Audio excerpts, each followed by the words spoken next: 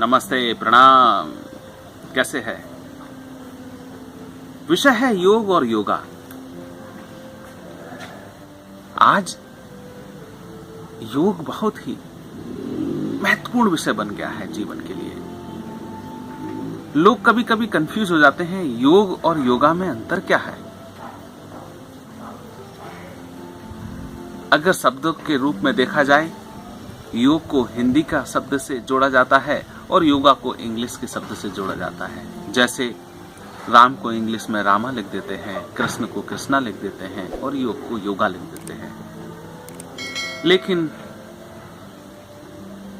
पाश्चात्य दुनिया में योग योगा के रूप में इतना प्रचलित हुआ कि आज हिंदी में भी लोग योगा ही बोलने लगे हैं।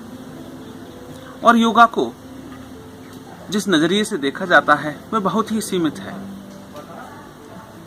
योगा को सिर्फ आसन कर लेना और कठिन कठिन तरीके से आसनों का प्रदर्शन कर लेना ही योगा तक सीमित है।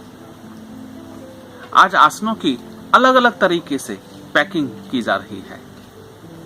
कोई किसी नाम से बेच रहा है, कोई पावर योगा के नाम से बेच रहा है, कोई हॉट योगा के नाम से बेच रहा है, कोई डायनेमिक योगा के नाम से बेच रहा है और अनगिनत तरीके से अनगिनत योगा के टीचर अपनी अपनी मार्केटिंग योगा के नाम से कर रहे हैं।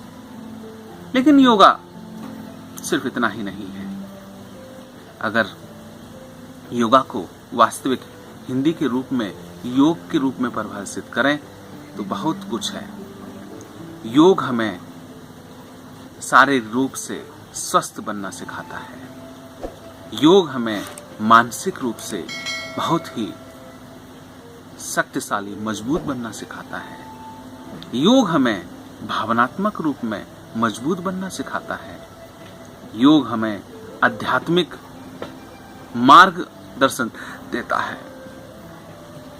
योग मात्र आसन और प्राणायाम तक सीमित नहीं है। योग उससे कई गुना अधिक है। जीवन में मात्र 1 घंटा योगा क्लास कर लेना योग को जीवन में उतारना नहीं है। योग एक जीवन शैली है। योग एक सुबह प्रातःकाल उठने से रात्रि तक सोने के बाद भी योग की निद्रा में सोना भी अपने आप में योग क्रिया है।